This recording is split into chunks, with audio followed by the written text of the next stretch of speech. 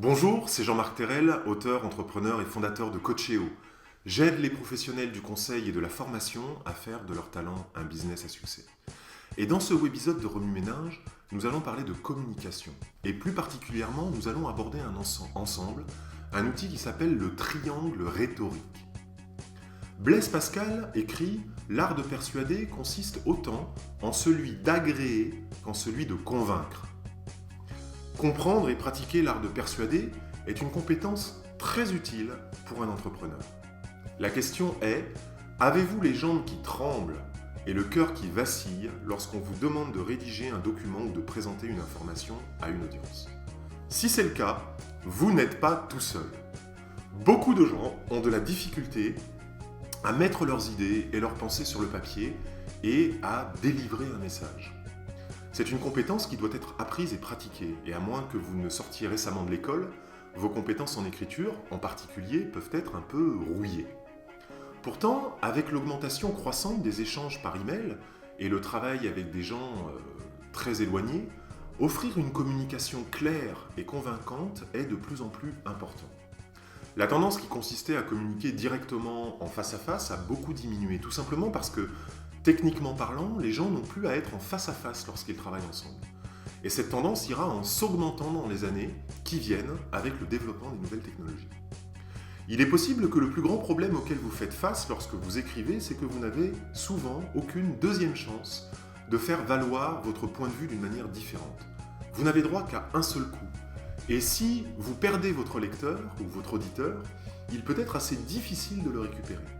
C'est pour cette raison que vous devez choisir vos mots avec soin et que vous devez présenter vos arguments dans le style qui convient le mieux au type de message que vous cherchez à transmettre. Le triangle rhétorique est un moyen utile de formuler votre pensée et de présenter vos arguments. Et dans cette vidéo, nous allons voir comment vous pouvez l'utiliser pour améliorer votre communication, votre écriture, mais aussi votre communication orale. Tout d'abord, essayons de comprendre ce qu'est la rhétorique. La rhétorique est un art ancien qui consiste à utiliser le langage pour persuader. Si vous l'utilisez bien, votre auditoire comprendra aisément ce que vous dites et sera influencé par votre message.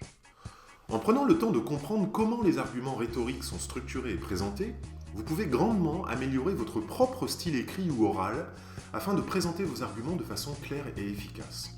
Dans le langage moderne, le terme rhétorique est souvent utilisé en référence à des arguments qui cherchent à cacher la vérité. Le terme a pris une connotation négative, souvent en relation avec la politique politicienne. Mais ça n'était pas comme ça à l'origine, et ça n'est pas dans ce sens que nous allons en parler aujourd'hui. Nous parlerons de la rhétorique dans son sens le plus noble. Appliquer les principes de la rhétorique vous aide à structurer un argumentaire afin que la vérité apparaisse immédiatement à votre public. En utilisant l'approche du triangle rhétorique, nous nous concentrons sur les trois choses qui ont le plus d'impact sur un argumentaire. Premièrement, l'auteur. Deuxièmement, l'audience. Troisièmement, le contexte. Ces trois éléments constituent chacun des facteurs ou des sommets du triangle rhétorique. Selon cette approche, ces trois facteurs déterminent la force de persuasion de votre argumentaire. Votre style écrit ou oral doit donc les prendre tous les trois en considération. Commençons par l'auteur. Consciemment ou inconsciemment, votre audience veut savoir quelles sont les motivations de votre communication. Si vous ne faites pas clairement savoir pourquoi vous présentez ces informations, certaines personnes penseront que vous n'êtes pas tout à fait franc ou que vous cachez quelque chose. Les personnes de votre audience peuvent se poser les questions suivantes. Pourquoi fournissez-vous des informations? Êtes-vous en train d'essayer de former ou d'éduquer? Faites-vous des appels à l'action? Essayez-vous de persuader les autres de changer une perspective ou une croyance profonde? Présentez-vous des idées pour la résolution ou pour l'analyse des problèmes? Ou cherchez-vous simplement à divertir? La manière dont l'identité de l'auteur affecte l'argumentaire s'appelle l'éthos, E-T-H-O-S. Le public veut savoir à qui il a affaire. Donc vous devez vous assurer de préciser les choses suivantes. Qui vous êtes? Pourquoi êtes-vous compétent pour vous exprimer sur la question? D'où détenez-vous votre autorité? Voyez, votre audience essaiera également de comprendre quelles sont vos motivations, vos croyances et vos valeurs. Et l'ensemble de ces informations l'aidera à déterminer votre crédibilité et à décider de votre sincérité. Deuxième aspect, l'audience. Lorsque vous communiquez par écrit ou verbalement, vous devez chercher à comprendre votre public. Savoir à qui vous parlez vous aide à éviter d'utiliser un jargon compréhensible uniquement par les experts ou à niveler par le bas le contenu d'un message qui est destiné à des professionnels. Les choses que vous devez considérer ici sont les suivantes. Quelles sont les attentes de votre audience ? Comment va-t-elle utiliser les informations que vous fournissez ? Qu'est-ce que l'audience peut espérer obtenir après vous avoir lu ou écouté ? Pourquoi avez-vous choisi de communiquer à cette audience ? En réalité, cette partie du triangle se préoccupe de faire appel aux émotions de votre audience, ce qu'on appelle le pathos. Votre audience a besoin d'être touchée par ce que vous dites. Vous devez donc vous poser les questions suivantes. Quel type d'émotion voulez-vous provoquer ? La curiosité, la peur, la confiance, l'enthousiasme, la loyauté, etc. Est-ce que vous partagez des valeurs sur lesquelles vous souhaitez vous appuyer ? Quelles sont les croyances de votre audience qui sont liées à votre message ? Connecter avec votre public au travers du pathos est un moyen puissant de gagner du soutien de la part de votre audience. Enfin, le contexte. Finalement, votre audience analyse le contenu et les circonstances de votre communication. Quels sont les événements qui ont précédé la communication ? Quels types d'arguments sont utilisés ? Sont-ils logiques et bien pensés ? Comment sont-ils livrés ? Comment le document ou le discours est-il livré ? Est-ce que ce type de communication est nécessaire ?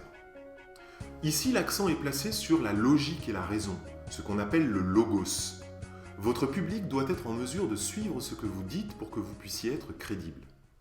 Vous devez donc vous demander les choses suivantes. Mes arguments sont-ils logiques et bien présentés ? Comment est-ce que je soutiens mes arguments ? Comment est-ce que je défends mes arguments ? Quelles sont les preuves dont je dispose ? Quels sont les contre-arguments ? Les 3 sommets du triangle rhétorique sont directement liés aux 3 appels classiques que vous devriez considérer lorsque vous communiquez. L'appel à l'éthos.